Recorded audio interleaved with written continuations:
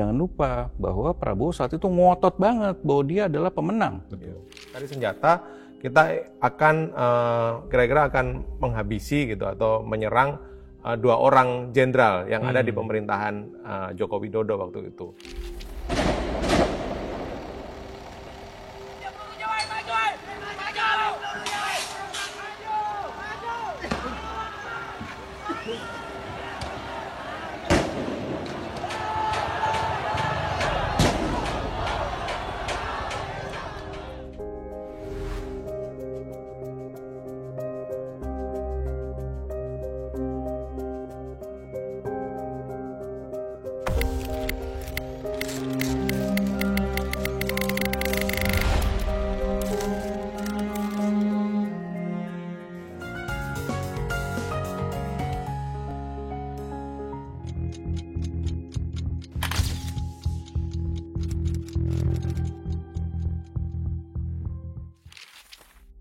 Laporan majalah Tempo yang terbit 7 September 2025 mengungkap keterlibatan sejumlah anggota militer dalam demonstrasi yang berakhir rusuh pada akhir Agustus 2025. Meskipun kemudian Tentara Nasional Indonesia membantah anggota mereka terlibat.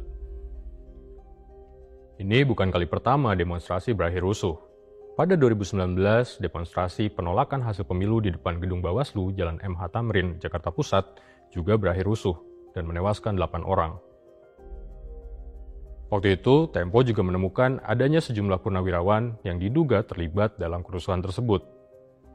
Dalam episode putar balik kali ini, kita akan membahas bagaimana liputan tersebut dilakukan oleh 2 orang yang mungkin kalian udah kenal.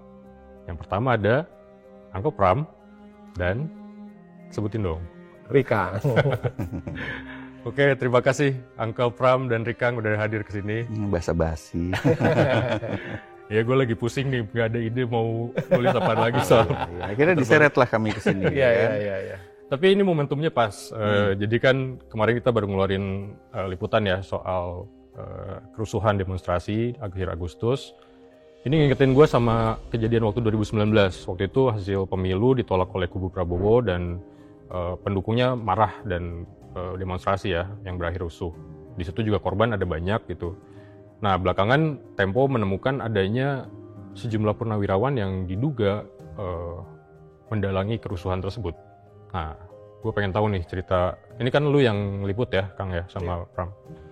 Karena waktu itu lagi bulan puasa, terus redaksi lagi libur lebaran, tapi lu pada turun ke lapangan ya.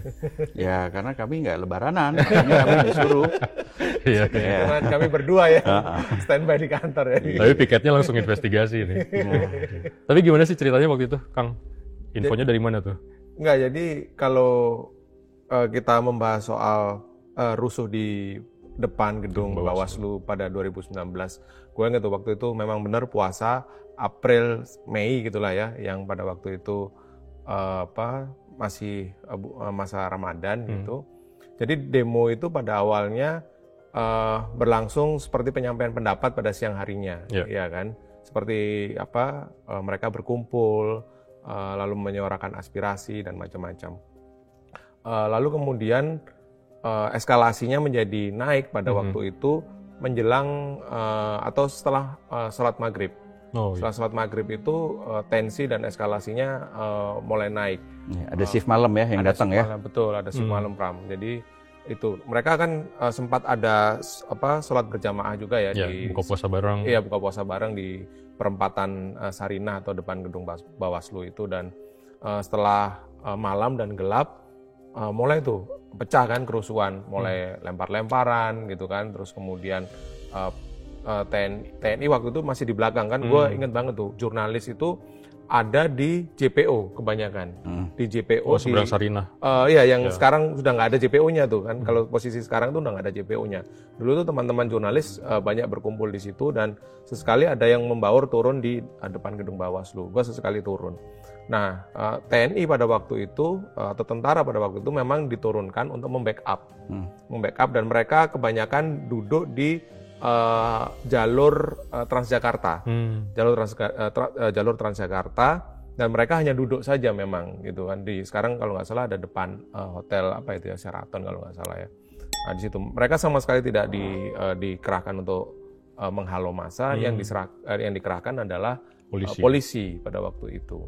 Nah, mulai semakin malam di atas jam 8 dan jam 9, polanya mirip sama sekarang tuh. Di atas jam 8 dan jam 9 itu udah mulai rusuh banget tuh, Jadi pada waktu itu petasan juga sudah mulai sudah mulai ditembakkan, bakar-bakaran, terus titiknya itu menjadi makin banyak karena itu kan perempatan.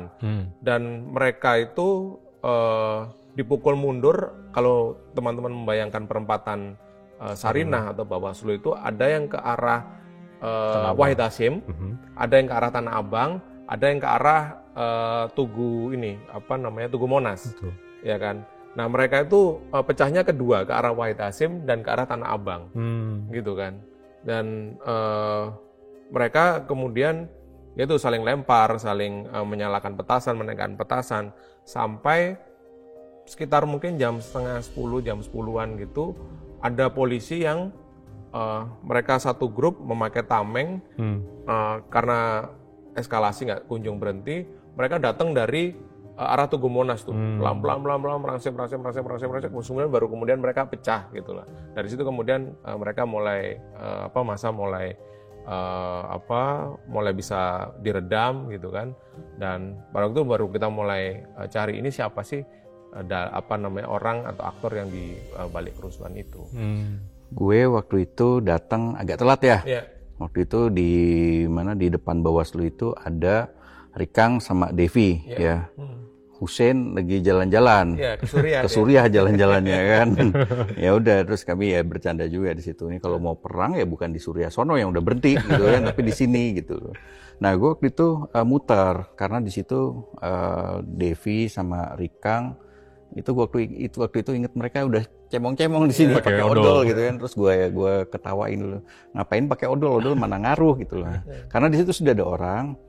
Gue memilih untuk ke belakang Sarinah, dan di situ melihat massa yang menyerang gitu. Jakarta Theater kan? Jakarta Theater, persis. Dari situ tuh itu kelihatan jelas banget tuh gimana pergerakannya gitu. Itu situasinya super chaos gitu.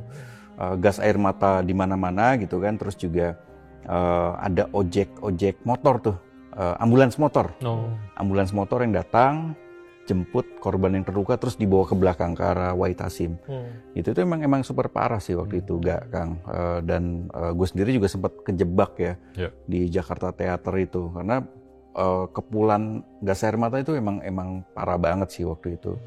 Begitu situasi udah mulai udah mulai mereda, disitulah kemudian gue kabur tuh, buru-buru kabur, dan sempat dibantu juga sama mereka yang berdemonstrasi ya.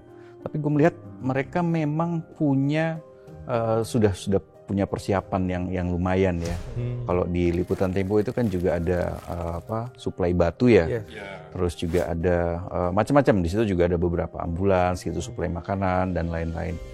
Dan ya malam itu memang luar biasa gitu ya. Karena gue pikir ini udah cukup gitu.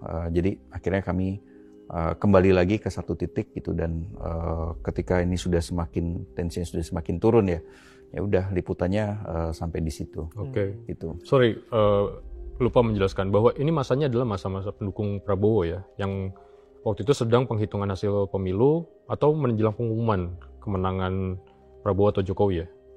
Pada waktu itu memang tidak lama setelah Komisi Pemilihan Umum mengumumkan hasil pemilu presiden 2019, Kak. Dan pada waktu itu Prabowo yang berpasangan dengan Sandiaga Uno memang dinyatakan kalah dari pasangan Joko Widodo Ma'ruf Amin. Nah, disitulah yang kemudian memicu para pendukung dan simpatisan Prabowo untuk memprotes hasil pemilihan umum itu. Karena itulah kemudian titik lokasinya ada di Bawaslu. Nah, tapi kemudian oke lah kerusuhan gitu ya. Kemudian belakangan kita tahu ada 8 korban tewas, dan itu lokasinya bahkan udah sampai ke daerah Petamburan, ada yang juga di Selipi gitu kan. Di titik apa kemudian tim berpikir bahwa ini ada dalangnya atau misalnya ini ada yang menggerakkan gitu, bukan terjadi secara organik begitu saja. Jadi pada waktu itu demonstrasi di depan Bawaslu dan Sarinah itu bersamaan dengan polisi mengungkap dan menangkap beberapa orang yang diduga pada waktu itu melakukan atau mengirimkan paket senjata ke Jakarta. Jadi dalam arsip liputan Tempo pada Mei dan juga Juni 2019 itu kita mengungkap bagaimana salah seorang purnawirawan TNI yang bernama Mayor Jenderal Sunarko itu ditangkap oleh polisi bersama dengan seorang bernama Heriansa. Jadi pada waktu itu Heriansa mengirim sebuah paket yang berisi senapan laras panjang ke Jakarta. M4 ya? Iya, M4. Pengiriman itu sebelum sampai ke Jakarta rupanya terendus oleh penyidik kepolisian, sehingga dicegatlah pengiriman paket itu sebelum sampai ke Sunarko pada waktu itu ya. Dan kemudian dari situlah kemudian titik pencarian kita bermula gitu. Ini apakah ada hubungan ya? Apakah ada kaitan antara pengiriman senjata ini dengan kerusuhan yang terjadi pada saat pengumuman hasil pemilu pada waktu itu Kak. Dan pada waktu itu Menko Polhukamnya masih Wiranto dan Kapolrinya adalah Tito Karnavian yang sekarang menjadi Menteri Dalam Negeri. Tito pada waktu itu menjelaskan dan sempat menunjukkan kok pada waktu itu dan bisa nanti dicari di berbagai arsip digital. Tito menunjukkan dalam konferensi pers itu bentuk senjatanya, M4-nya itu dipajang depan dengan peredam.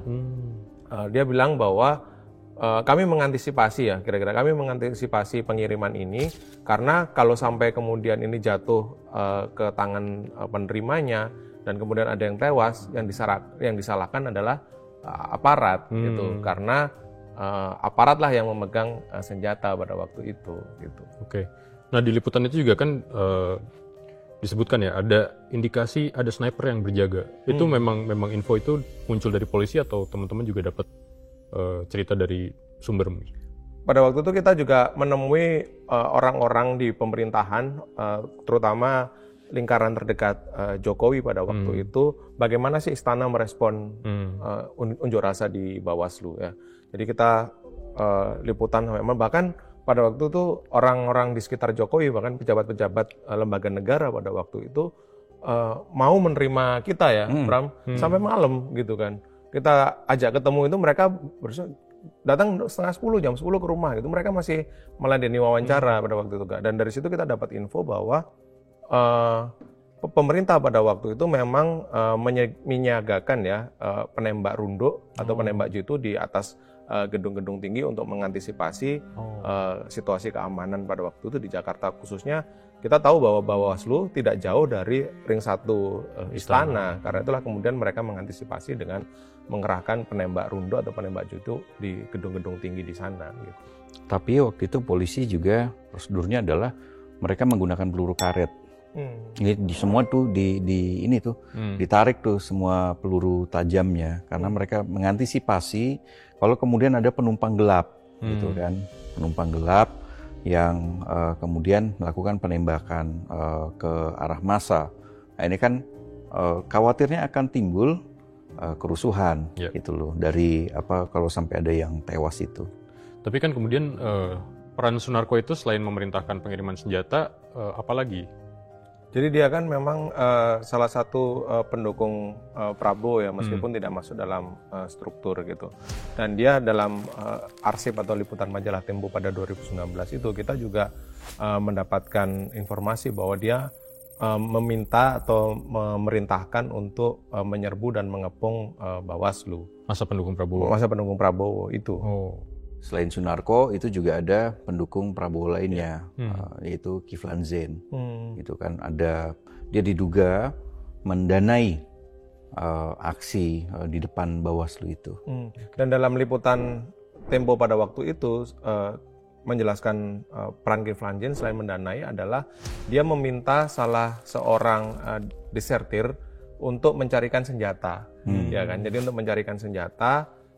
Perintahnya pada waktu dan kita menemui desertirnya, orang yang disuruh oleh Kiflan untuk mencari senjata itu. Kepada Tempo dan tim liputan pada waktu itu, gue dan Pram adalah namanya Iwan Kurniawan. Ya, Iwan Kurniawan, dan dia dekat dengan Kiflan atau mengenal Kiflan karena mereka sama-sama pernah bertugas di salah satu kesatuan.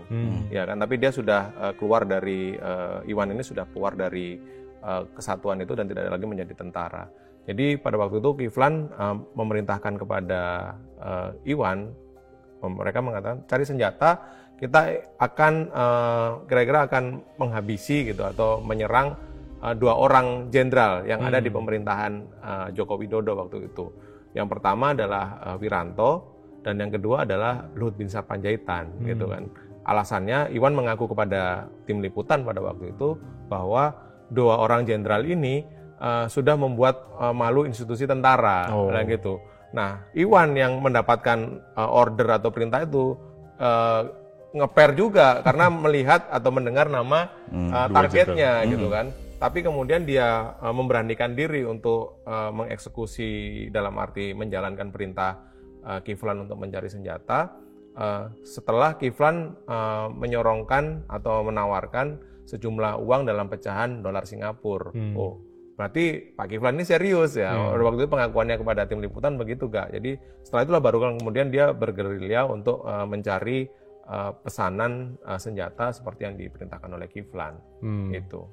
Jadi pesanan senjata itu ada 2 ya, Sunarko dan Kiflan. Betul. Pada waktu meskipun mereka tidak saling terhubung ya satu sama lain, tapi pada waktu demonstrasi di Bawaslu ada penangkapan terhadap purnawirawan itu dengan salah satu tuduhan atau sangkaan adalah mengumpulkan atau memesan senjata pada waktu itu. Tapi sebetulnya bukan mereka kan yang menggerakkan massa itu? Ya, setiap orang itu punya perannya masing-masing ya. Kalau tadi ada Sunarko, ada juga Kiflan Zain, ada juga mantan anak buah Prabowo lainnya di tim Mawar, yaitu namanya Fauka Nur Farid. Dia ini yang kemudian ditengarai menghimpun massa juga. Dan Fauka ini dulu dia sempat terlibat penculikan aktivis ya karena berada di tim Mawar, dan kemudian dia pensiun gitu. Jadi pensiun dengan pangkat letnan kolonel. Nah, kami menemukan tuh berdasarkan cerita dari orang-orang yang berada di dalam timnya Prabowo, terus juga dari penegak hukum, kami mendapatkan dugaan keterlibatan Fauka dalam aksi itu. Yaitu dengan menggerakkan organisasi pendukung Prabowo saat itu namanya Garda Prabowo. Garda Prabowo, dan di situ juga ada orangnya Fauka juga ya, itu Dahlia Zain namanya. Dan itu ketika gue sama Rikang ketemu sama dia waktu itu di Citos ya ketemunya ya. Itu Sabtu-Sabtu tuh. Waduh, Sabtu gitu.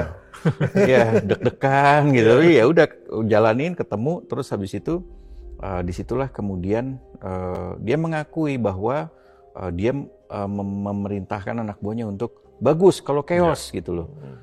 Kalau kemudian dia dapat laporan waktu itu, jadi intinya dia waktu itu sedang makan di sebuah restoran Padang di perempatan mana namanya Waitasim, dan di situ dia mendapatkan informasi dari anak buahnya, rusuh nih gitu loh. Ya bagus kalau rusuh, terusin gitu kan. Nah dan dia mengakui. Nah, ada kok di dalam tulisan itu, gitu. Dan dia bilang sih waktu itu karena dia tidak suka melihat polisi merepresi para pendemo, gitu ya. Ya walaupun kita juga tahu pendemonya sudah punya persiapan gitu kan dengan batu dan segala macamnya ini.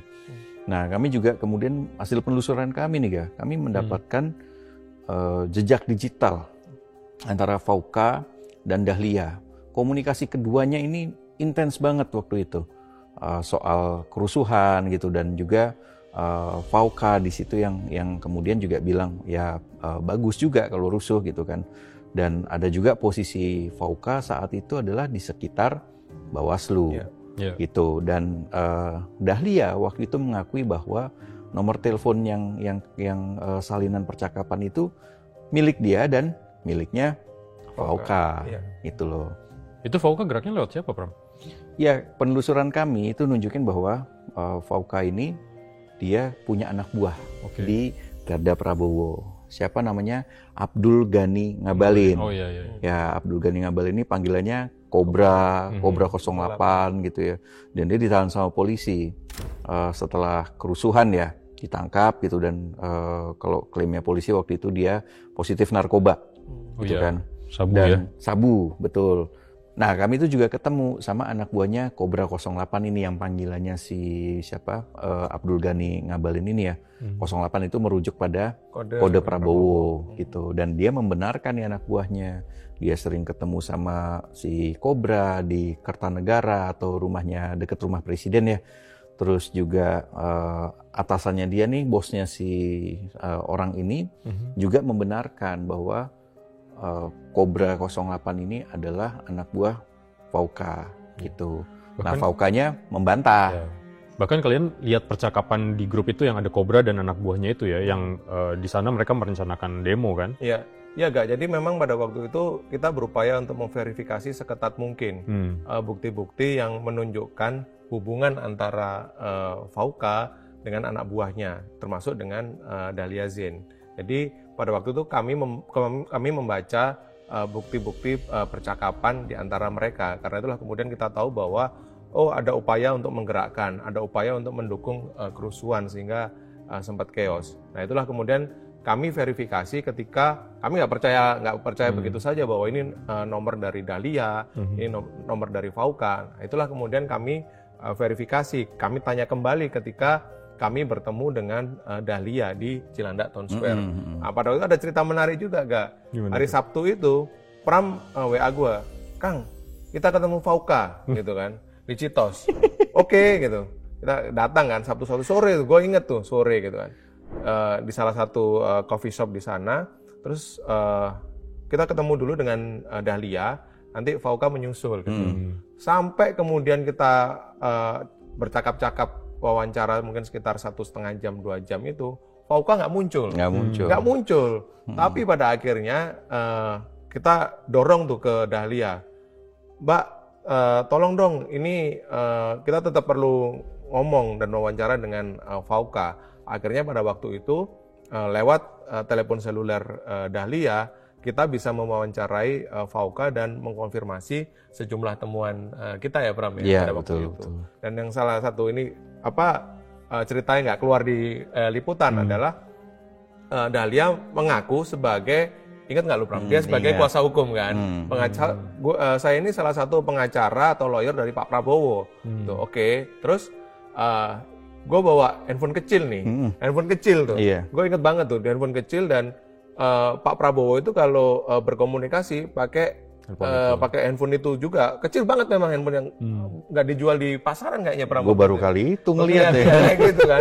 Jadi dia mengklaim bahwa di device inilah Pak Prabowo berkomunikasi gitu, macam-macam menghubungi orang dengan device ini gitu. Oke, kita serap informasinya aja sebagai sebuah cerita itu, tapi nggak keluar, tapi menarik lah pada waktu itu. Iya, di percakapan itu yang kami baca ya di grup itu jelas tuh ada perintah dari orang-orang yang terlibat ini untuk menduduki gedung Bawaslu, KPU, sampai Istana Negara. Kalau kemudian Prabowo tidak dilantik sebagai presiden, gitu. Ya, akhirnya dari percakapan dengan Fauka itu ya, kami kan juga konfirmasi ya, bertanya ke dia, meminta tanggapannya sebagai upaya cover both sides, dan di situ Fauka membantah, gitu, bahwa dia merupakan penggerak, gitu, dan dia juga membantah posisinya ada di Bawaslu. Dia bilang waktu itu saya sedang ketemu dengan teman saya, satu angkatan, satu letting di Pas Pampres, pasukan pengamanan presiden. Terus waktu itu gue telepon lah, gue WhatsApp. Waktu itu masih Maijen ya, Maijen Maruli Simanjuntak. Sekarang gitu. Kepala Staf Angkatan Darat. Nah, sekarang Kepala Staf Angkatan Darat dengan pangkat jenderal. Nah, gue tanya sama dia, Bang, ini dapat informasi, benar nggak sih waktu itu, waktu kerusuhan terjadi itu, Abang ketemu dengan Fauka? Tidak, saya seharian bersama dengan presiden. Gitu. Itu satu ya. Terus gue tanya lagi sama dia, di Pas Pampres ada nggak yang satu letting sama Abang? 92, Akmil 92. Akmil 92. Cuman saya satu-satunya yang Akmil 92 ada di Pas Pampres. Ya udah, dari situ saja kan sudah menunjukkan bahwa Fauka ini patut diduga tidak memberikan keterangan yang benar kepada kami. Itu loh. Dan ini juga justru semakin menguatkan ya bahwa posisi dia sangat mungkin ada di sekitar Bawaslu. Tapi ngomong-ngomong, gimana sih kalian bisa dapat informasi-informasi itu gitu? Berapa orang kira-kira yang ditemui kalian waktu itu? Banyak banget, Kak. Jadi banyak banget orang yang kami temu, baik narasumber dari partai politik atau politikus, penegak hukum, maupun lembaga-lembaga atau kepala lembaga yang kompeten untuk memetakan massa dan juga pergerakan demonstran pada waktu itu. Dan gue sama Pram pada waktu itu di Lebaran hari kedua tuh, gue inget banget jalanan Jakarta kosong, kita bertemu dengan narasumber-narasumber yang memang memberi akses kita terhadap informasi-informasi untuk memverifikasi sejauh apa bukti-bukti percakapan, terus kemudian lokasi-lokasi pertemuan dan macam-macam.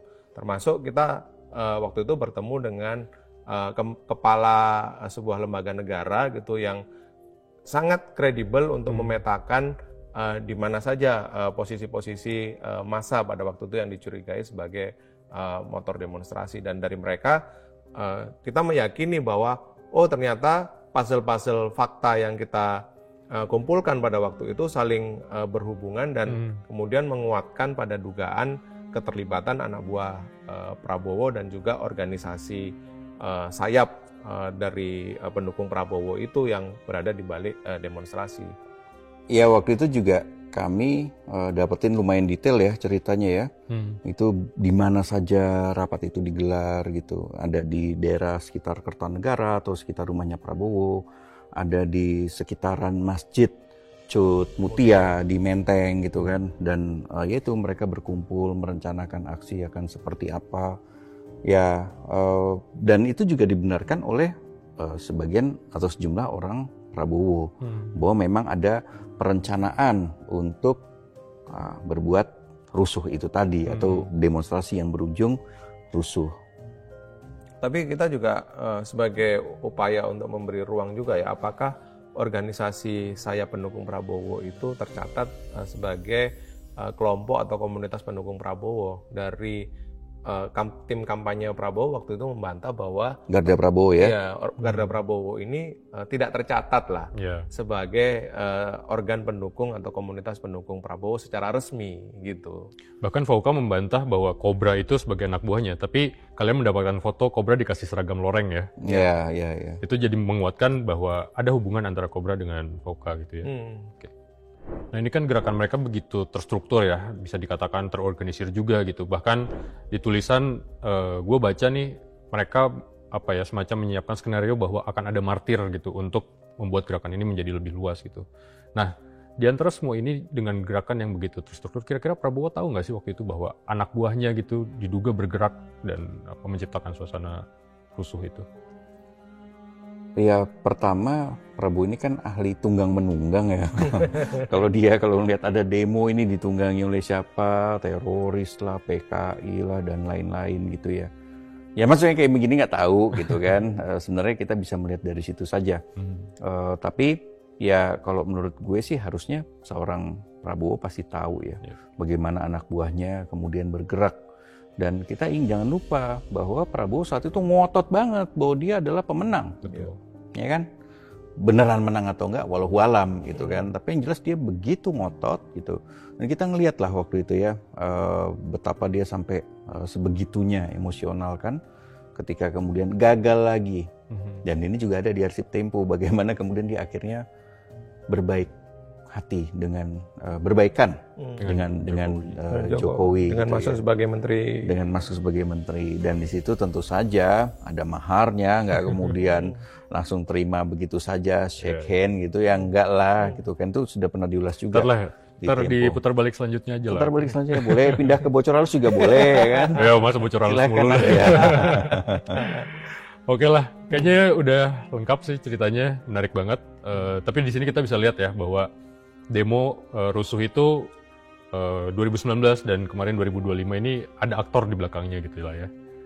Oke, terima kasih Pram, Rikang udah gabung di sini. Jangan bosan, nanti kalau ada yang seru-seru lagi, gue undang. Oke, itu tadi obrolan gue sama Pram dan Rikang. Saksikan terus Putar Balik hanya di YouTube Tempo.co dan Spotify Putar Balik.